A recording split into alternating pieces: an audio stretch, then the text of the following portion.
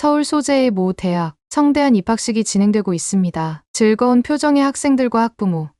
그 사이로 벌써 친해진 친구들끼리 모여 사진을 찍고 있네요. 한국 학생뿐만 아니라 외국 유학생들도 많이 보입니다. 영국에서 온 유학생 크리스틴과 그녀의 중국인 친구 샤오샤도 사진을 찍고 있고요. 활짝 웃는 크리스틴과 달리 샤오샤는 불안한 표정을 감추지 못합니다. 그런데 바로 그 순간 사람들 사이에서 비명이 터져 나옵니다. 어디선가 쾅 하는 굉음도 들렸죠. 샤오샤는 사색이 되어서는 강당을 빠져나왔습니다. 미개한 한국에서 이런 일이 일어날 줄 알았다며 욕도 하기 시작하는데요. 그런 샤오샤의 다급한 뜀박질은 크리스틴의 한마디 말 때문에 멈췄습니다. 순식간에 주변 사람들의 눈이 샤오샤에게 향하네요. 어쩔 줄 몰라 하는 샤오샤는 그저 고개 숙이면서 사과만 합니다. 도대체 샤오샤는 왜 도망친 것일까요? 반갑습니다. 저는 하버드에 다니는 샤오샤라고 해요. 다들 하버드에 대해서는 잘 아실 거라고 생각합니다. 모두가 이름을 아는 대학에 다닌다는 건 언제나 저희 큰 자랑거리죠. 제 고향인 중국에 계신 부모님도 무척 기뻐하셔요. 하지만 하버드에서 보낸 시간은 화려하지 않았어요. 오히려 처절하고 힘겨운 시간이었습니다. 과제와 시험을 준비하느라 잠들지 못했고 하버드에 입학한 실력자들 사이에서 뛰어나야 한다는 압박이 저를 괴롭혔어요. 그리고 무엇보다 미국의 치안이 저를 너무나 괴롭게 했습니다. 중국은 학교 보안이 무척 철저합니다. 밤에 거리를 돌아다니는 것에도 큰 문제가 없어요. 그런 평화로운 곳에서 살다 미국으로 오니 너무 힘들었습니다. 그래도 포기하지 않았어요. 제겐 하버드를 다녀야 할 너무 큰 이유가 있었거든요. 어릴 적부터 둘도 없는 친구로 지냈던 크리스틴이 그 이유입니다. 크리스틴은 제가 영국에서 어학연수로 고등학교를 다니던 시절 친해진 친구입니다. 크리스틴이 살던 마을은 너무 작아서 마트에 가기 위해서는 1시간 넘게 버스를 타야 했죠. 그래서 크리스틴은 어른이 되면 꼭 영국 중심 도시 혹은 미국으로 가고 싶어 했습니다. 방법은 하나뿐이었습니다. 공부를 열심히 해서 도시에 있는 대학으로 가는 것. 우리는 많이 노력했고 둘 모두 하버드에 들어갈 수 있는 성적을 받았어요. 최고의 대학인 하버드에 크리스틴과 갈 수 있어 기뻤습니다. 그런데 놀랍게도 크리스틴은 다른 선택을 했어요. 저보다 성적이 높았지만 입학 결정을 해야 하는 마지막 날 한국으로 유학 가고 싶다고 말했습니다. 한국이라는 나라를 눈여겨 살펴본 적 없었습니다. 그냥 일본 근처에 있는 소국이라고 여겼거든요. 크리스틴 때문에 알아보니 케이팝이나 드라마가 유명한 국가라고 하는데 그게 한국을 선택한 이유는 아닐 거라고 믿었습니다. 하버드라는 대학과 고작 그런 것과 비교할 수는 없으니까요. 그래도 크리스틴의 결정을 존중했습니다. 하버드에서 수업을 들으며 매일 크리스틴을 떠올렸습니다. 영어도 잘 안 통하는 나라에서 고생하고 있을 그녀의 목까지 열심히 수업을 들었어요. 복잡하고 지저분한 도시 환경. 매일 밤마다 사건이 일어나는 치안 상태 속에서 몇 년이 흘렀습니다. 저는 졸업을 한 학기 남겨두고 방학에 접어든 상태였고 크리스틴은 저를 한국에 초대하고 싶다는 메일을 보내왔습니다. 메일을 보자마자 활짝 웃음이 지어졌어요. 오랜만에 친구를 만날 수 있어 기뻤습니다. 문득 한국이 궁금해진 저는 곧장 자료를 찾아보기 시작했습니다. 그런데 한국을 검색하니 너무나 안 좋은 뉴스만 가득했습니다. 칼부림 테러가 일어났다거나 북한이 미사일을 쏘았다거나 범죄자가 경찰을 폭행하고 도망쳤다는 뉴스들이었죠. 어쩌면 미국보다 더 위험하고 미개해 보인다는 생각도 들었습니다. 그런데 어떤 뉴스 기사에는 한국의 치안이 세계 1위라는 이야기가 적혀 있었죠. 서로 상반되는 정보 속에서 조금 고민했습니다. 하지만 사랑하는 크리스틴을 보고 그녀가 한국을 선택한 이유를 알고 싶었기에 곧장 한국행 비행기 표를 예약했습니다. 크리스틴은 공항까지 마중 나와 있었어요. 우리는 반갑게 인사를 나눴습니다. 크리스틴은 제가 입은 후드티에 그려진 하버드 대학교 로고를 유심히 바라보기 시작했어요. 그러다 갑자기 눈물을 흘렸죠. 순식간에 분위기가 이상해졌습니다. 크리스틴이 급히 눈물을 닦고 간만에 친구를 봐서 그랬다고 둘러댔지만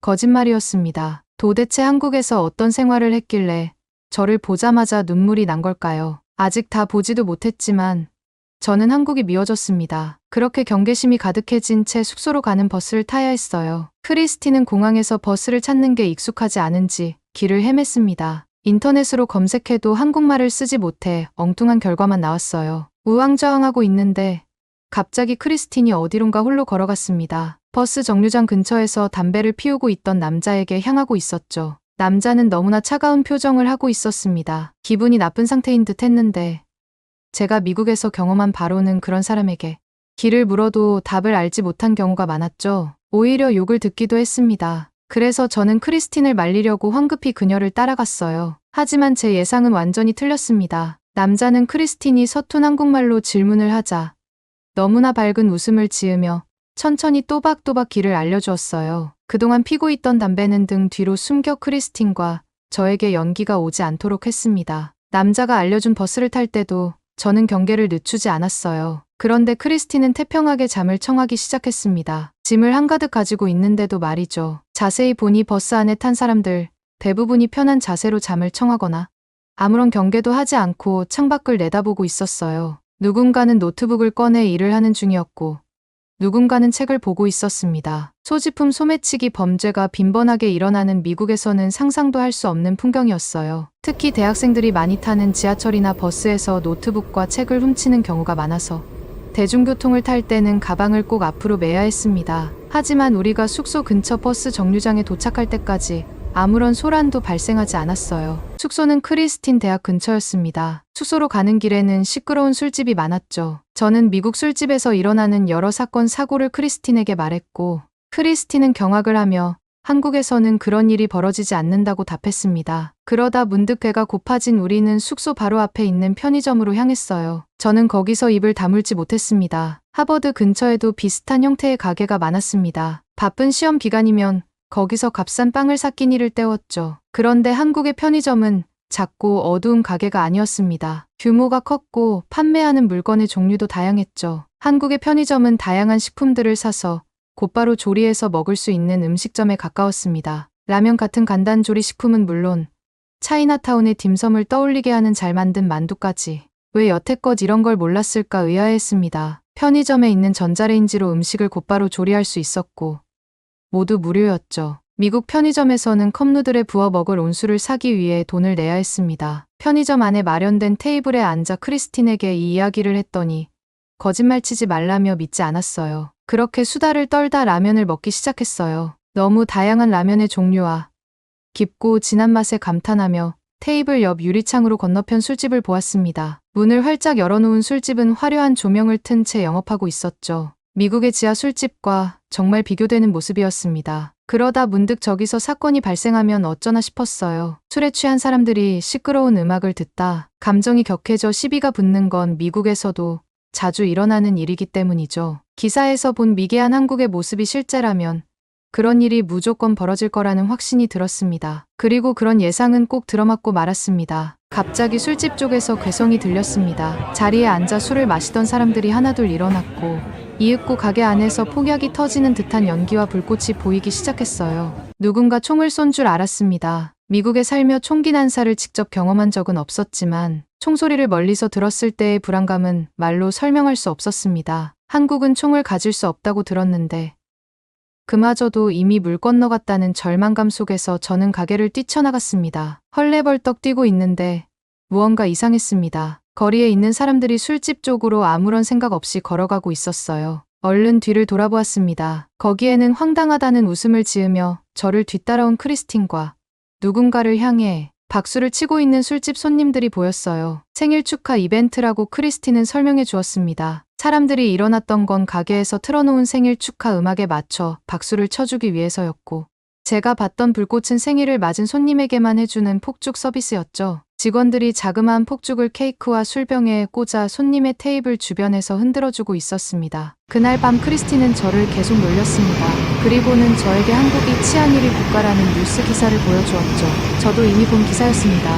그 기사 말고 제가 봤던 사건 사고 기사를 들이밀자 크리스틴은 정말 이따금 발생하는 일이고 경찰이 잘 제 앞에 끝내니 안심하라고 했어요. 이런저런 수다를 나누다 늦게 잠들었고 마침내 크리스틴이 다니는 학교 입학식이 있는 날이 되었습니다. 크리스틴은 제게 한국 대학의 입학식 모습을 꼭 보여주고 싶어 저를 한국으로 초대한 것이었습니다. 크리스틴의 대학 시설은 대부분이 최신식이었거든요. 잘 가꾸어진 잔디밭, 최신 시설물로 정비된 기숙사, 도서를 전자책 형태로 대출받을 수 있는 터치스크린과 정돈된 강의실은 하버드의 낙후된 설비들과 대조적이었습니다. 한국의 대학은 도대체 어떻게 하버드 학비보다 저렴한 가격으로 이런 고급 교육을 제공할 수 있는지 놀라웠습니다. 게다가 입학식을 진행하는 강당도 정말 아름답게 꾸며져 있었어요. 축하 화환이라고 불리는 거대한 꽃다발이 입구 양옆으로 가득했어요. 다만 한 가지 걱정되는 건 학교를 노리는 범죄였습니다. 어린아이들이 다니는 초등학교나 중학교뿐만 아니라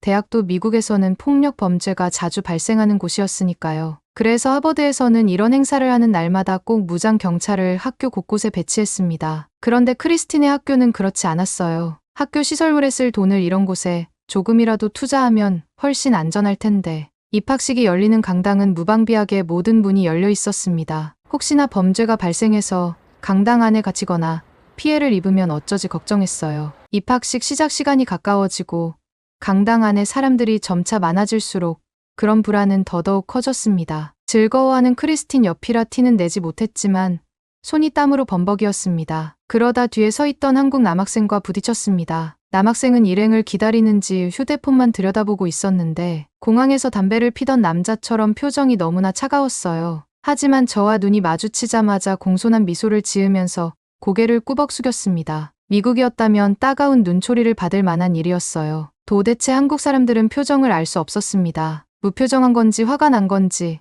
혹은 예의 바른 건지 확확 바뀌는 표정 때문에 당황하면서도 미국에서는 겪어보지 못한 친절함에 감동하다 보니 정신이 없었어요. 그런데 바로 그때 어디선가 쾅 하는 소리가 들렸습니다. 그리고 곧장 비명 소리가 이어졌죠. 드디어 일이 벌어졌구나.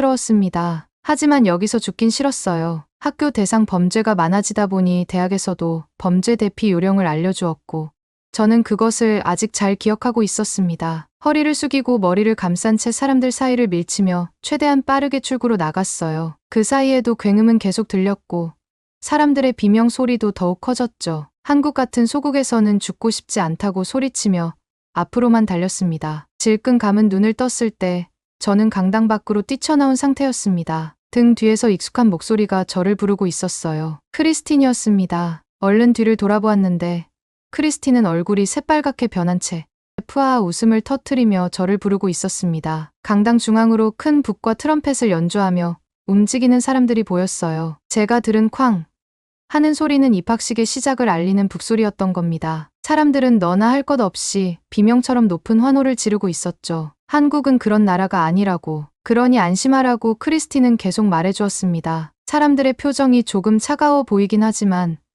그건 화가 난 게 아니라 그냥 무표정한 것일 뿐이라고. 크리스틴의 말처럼 한국은 정말 안전한 나라였어요. 하버드 근처 번화가에는 늘 사이렌 소리가 들렸고 경찰차가 상주하는 거리도 있었습니다. 노숙자나 마약쟁이가 질비한거리는 가까이 가기만 해도 음습한 기운이 느껴졌죠. 하지만 서울의 번화가는 달랐습니다. 미국으로 떠나기 전 2주 동안 저는 크리스틴과 서울의 이곳저곳을 구경했습니다. 무장 경찰이 없는데도 질서가 잘 유지되고 있었죠. 이제 생각해보니 한국에 처음 도착한 날 술집으로 가득한 거리를 무사히 걸어 숙소에 도착한 것 역시 미국에서는 쉽게 상상할 수 없는 것이었습니다. 한결 편한 마음으로 살펴보니 한국이라는 나라가 달라 보이기 시작했습니다. 치안일위 나라라는 뉴스가 괜히 나온 게 아니라는 생각이 들었어요. 이동할 땐 주로 버스를 탔는데 지하철만큼 버스도 노선이 촘촘하게 퍼져 있었기 때문이죠. 도착 시간에 정확히 맞춰서 정류장에 도착했고 청결했습니다. 하버드가 위치한 보스턴의 붐비는 지하철과 끝없는 교통체증과는 대조적이었죠. 문득 크리스틴이 왜 저를 보고 울었는지도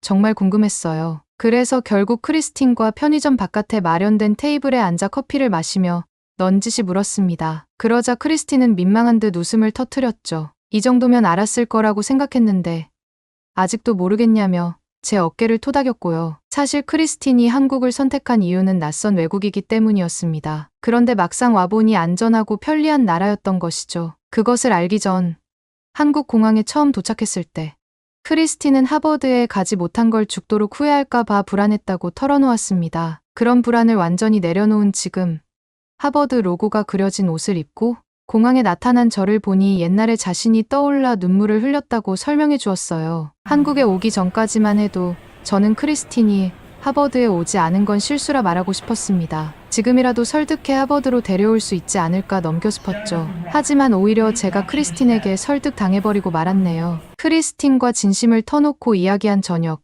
저는 한 학기 휴학을 결정했습니다. 크리스틴과 한국에 남아 이곳저곳을 돌아다니고 싶었어요. 곧장 대학 교수님께 메일을 드렸습니다. 교수님들도 한국이라는 나라에 대해 이미 잘 알고 계신 듯 흔쾌히 제 결정에 따라주셨습니다. 한국을 미개한 소국이라 무시하던 중국 출신 하버드생 샤오샤와 과감한 한국행을 선택한 영국인 크리스티는 지금 한국 국토 종주를 하고 있다는데요. 서울과 전혀 다른 풍경을 찾을 때마다 기뻐하고 있다고 합니다. 밤늦게 골목을 걸어도 무섭지 않은 나라 한국.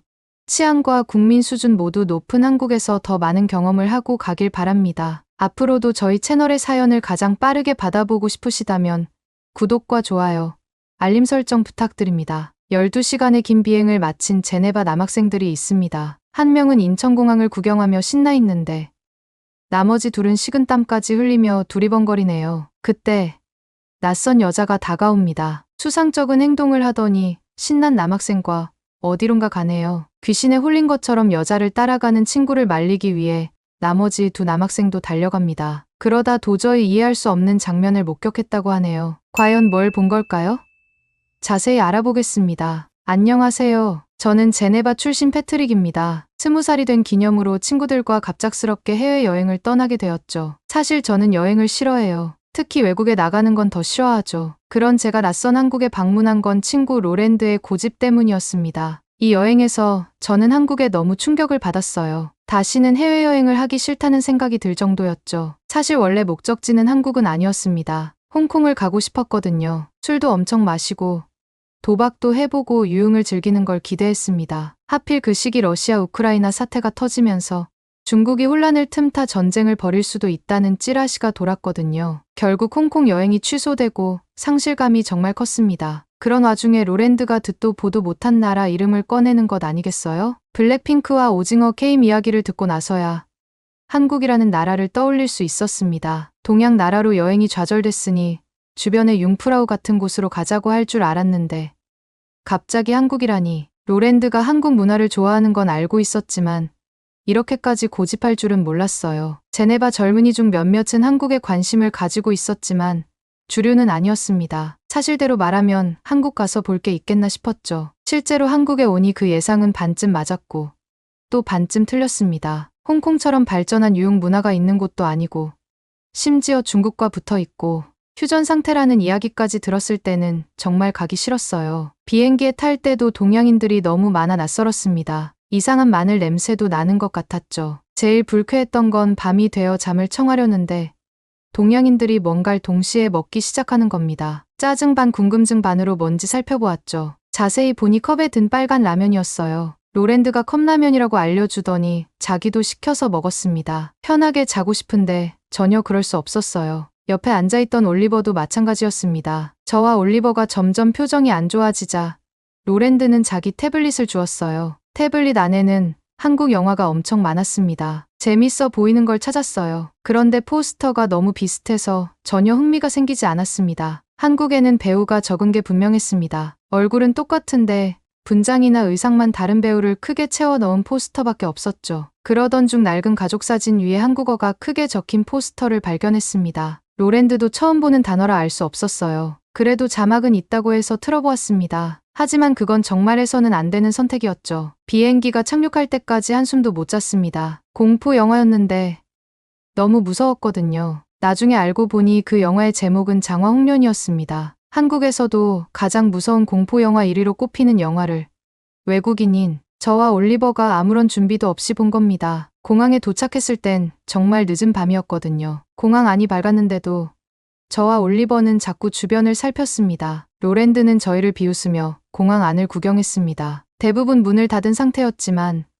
그래도 시설 설비가 무척 잘 되어 있다는 걸 알 수 있었어요. 백화점과 지하철이 공항과 바로 연결된 상태였고 식당가와 카페들도 정말 깔끔했습니다. 하지만 너무 이상한 점이 있었죠. 가뜩이나 무서운 상태인데 그것 때문에 더 불안했습니다. 이렇게 비싸 보이는 시설 안에서 마주친 경비원들이 5명도 안 된다는 것이었죠. 제네바는 전 세계에서 물가가 비싼 것으로 매년 10위권 안에 드는 나라입니다. 흔히 물가가 비싸다고 하면 나라 사람들이 돈을 잘 벌고 안전하게 지낼 거라고 생각해요. 그런데 제네바는 전혀 그렇지 않습니다. 하루가 멀다 하고 절도나 강도 같은 강력 범죄가 일어나는 곳이거든요. 강력 범죄가 가장 기승을 부렸던 2010년대 후반과 달리 점차 발생 빈도가 감소하는 중입니다. 하지만 2020년대에 들어서도 하루 평균 100건 정도의 강도 사건이 발생하는 곳이 바로 제네바죠. 그 중에서도 가장 심각한 범죄는 무단 침입 절도입니다. 그래서 제네바의 백화점이나 명품 매장, 공항 같은 장소에는 항상 살상 무기를 소지한 경비 인력이 많아요. 경비원들이 없으면 운영을 못할 정도로 범죄율이 심각하던 때도 있었습니다. 그런데 한국은 도대체 어떻게 이런 걸까요?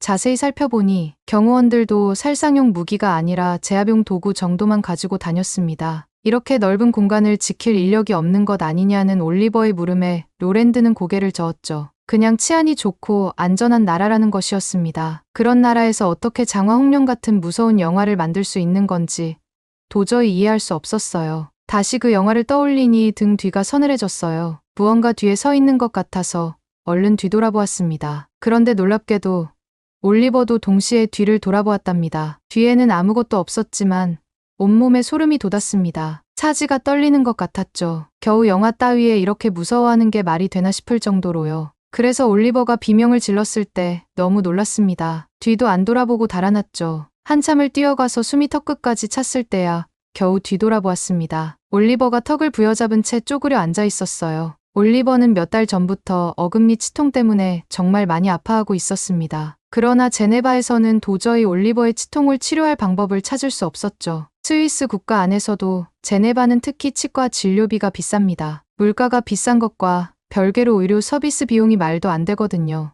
올리버의 치통은 단순히 어금니가 썩어서 생긴 것이었고 임플란트를 하거나 이를 때우는 간단한 수술로 해결될 문제였습니다. 하지만 임플란트 하나를 하는데 4,000프랑이 필요했어요. 한국 돈으로는 거의 600만 원 가까이 되는 돈이었습니다. 이를 때우는 수술도 1,000프랑이 넘었죠. 돈은 마련한다고 해도 더 중요한 문제가 남아 있었습니다. 이를 뽑는 기술은 있어도 임플란트를 하거나 썩은 이위에 의료용 소재를 씌우는 기술은 사용하지 못하는 허접한 치과가 대부분이거든요. 그렇다 보니 정작 올리버가 치료를 받을 수 있는 치과에 가려고 해도 반년을 기다려야 했습니다. 겨우 잡은 예약이 아직 3개월이나 남았는데 이가 너무 아파진 것이었죠. 저와 로랜드는 올리버를 걱정하며 무슨 방법이라도 찾아보려고 했습니다. 그때 로랜드가 약을 사오겠다고 하는 거예요. 저는 놀라서 말렸습니다. 제네바에서는 약을 약국에서만 구할 수 있고 또 너무 비쌌거든요. 한국에 오자마자 너무 많은 돈을 쓰면 돌아가기 전까지 쓸 돈이 부족할 게 분명했습니다. 그런데 로랜드는 돈을 쓰는 게 전혀 무섭지 않은지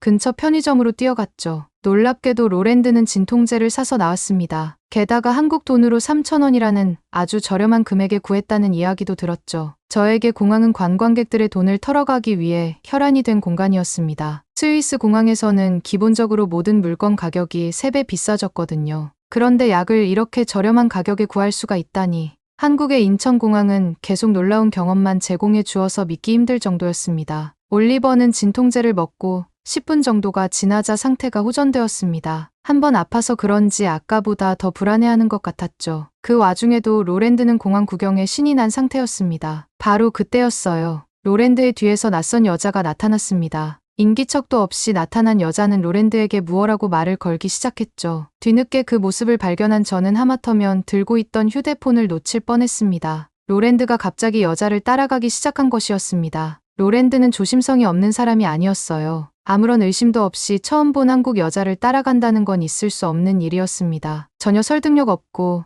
미친 생각이란 걸 알았지만 머릿속에 든 확신을 떨쳐내기 어려웠습니다. 로랜드가 귀신에 홀린 것이라고요. 저와 올리버가 후다닥 로랜드를 따라갔습니다. 처음에는 택시 기사일지도 모른다고 생각했어요. 그런데 여자는 로랜드를 택시 타는 곳으로 안내하지 않았습니다. 게다가 공항 밖으로 나가는 출구도 아니었죠. 계속 공항 안으로 로랜드를 끌고 들어가지 뭡니까? 귀신이 아니라고 해도 위험한 상황이 분명했어요. 경비원이 없는 틈을 타 로랜드를 납치하려는 것 같았습니다. 결국 저와 올리버는 두 눈 딱 감고 돌진했어요. 바로 그때 로랜드가 우리를 막았습니다. 덕분에 여자와 정면으로 부딪히지는 않았어요. 여자도 깜짝 놀랐는지 몇 발자국 물러서더군요. 도망쳐야 한다는 생각에 로랜드의 팔을 잡아 끌었습니다. 하지만 로랜드는 오히려 저희에게 정신 차리라고 소리치더군요. 처음에는 로랜드에게 화를 냈습니다. 하지만 상황의 진실을 알고는 쥐구멍에 숨고 싶을 정도로 부끄러워졌어요. 우리가 도착한 곳은 인천공항 안에 위치한 응급병원이었습니다. 그녀는 거기서 근무하는 간호사였죠. 퇴근을 하던 길 아파하는 올리버를 보았는데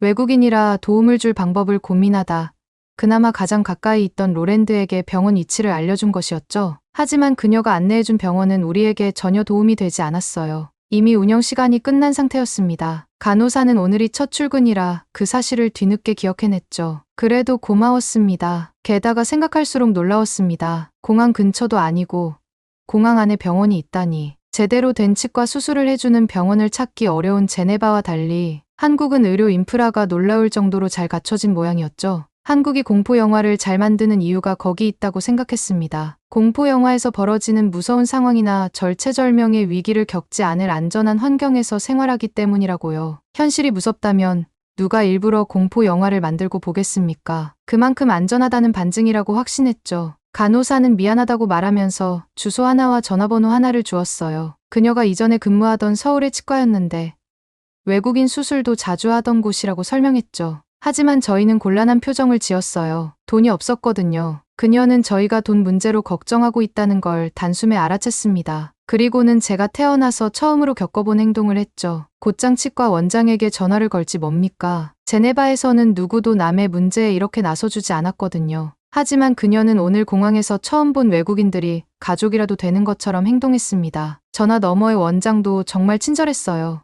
영어가 유창해서 소통도 원활했습니다. 너무 간단한 수술이니 당장 내일 오라고 했고 수술 비용도 믿을 수 없을 정도로 저렴했어요. 살면서 다시 경험할 수 없을 것 같은 사건을 겪은 후 택시에 올랐어요. 간호사는 끝까지 저희를 배웅해 주었습니다. 택시 기사도 말은 없었지만 운전을 정말 잘해서 편안하게 호텔에 도착했죠. 호텔 로비의 직원들은 늦은 밤이었지만 전혀 피곤하지 않다는 표정으로 저희를 반겼어요. 어딜 가나 친절하고 착한 사람들 뿐이라는 게 한국의 첫인상이었습니다. 비행기에서 라면을 먹으면서 시끄럽게 소란을 피우고 괴상한 마늘 냄새를 풍긴다면서 한국인들을 비하했던 게 미안해질 정도였죠. 보통 호텔 방에 있는 물은 비용을 지불해야 하는데 한국에서는 그마저도 공짜였습니다. 룸서비스 목록을 살펴보니 원한다면 언제든 새로운 물을 가져다 준다고도 쓰여 있었죠. 하지만 정말 저를 경악하게 했던 건 그게 아니었어요. 물이나 수건 같은 물건을 신청할 때 로비에 전화하지 않고 호텔에서 만든 앱을 깔고 몇 번 터치만 하면 바로 받아볼 수 있다는 것이었죠. 어디서든 진통제를 구할 수 있는 편리함. 공항에도 경비원이 많이 필요 없을 정도로 안정적인 사회 분위기. 모든 걸 휴대폰으로 해결할 수 있는 최첨단 기술까지.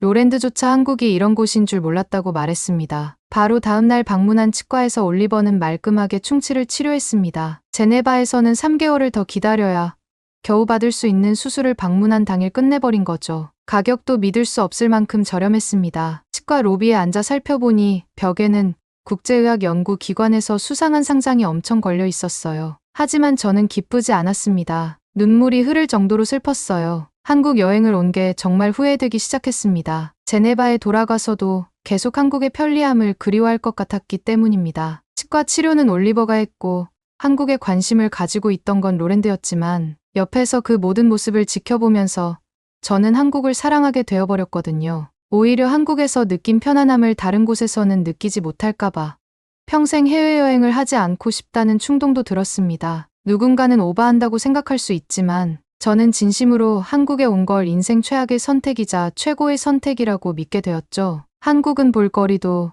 너무 많은 나라였습니다. 저와 올리버가 본 장화홍련이 20년 전 만들어진 영화라는 걸 알았을 때도 충격적이었는데 건물 한 층에 통째로 스크린을 달아두고 화면 밖으로 튀어나오는 것처럼 보이는 영상을 하루 종일 틀어두는 것도 정말 놀라웠죠. 하지만 그런 볼거리보다 제가 가장 마음에 든 건 역시 한국의 문화였습니다. 한국에서 느낀 충격과 약간의 공포, 그리고 믿을 수 없을 정도로 큰 감동을 한국 분들께 꼭 알려드리고 싶었어요. 그래서 이 모든 사연을 제보합니다. 한국 공포 영화를 보고 인천공항에서부터 벌벌 떨던 제네바 청년들이 한국인의 정과 훌륭한 치안에 감동받아 한국 사랑 외길을 걷게 된 재미있는 사연이었습니다. 충치 치료를 받은 청년의 수술 부위가 잘 아물길 바라며 앞으로도 한국과 좋은 관계로 지낼 수 있도록 우리 한국인들의 노력도 필요할 것 같습니다. 앞으로도 저희 채널의 사연을 가장 빠르게 받아보고 싶으시다면 구독과 좋아요, 알림 설정 부탁드립니다.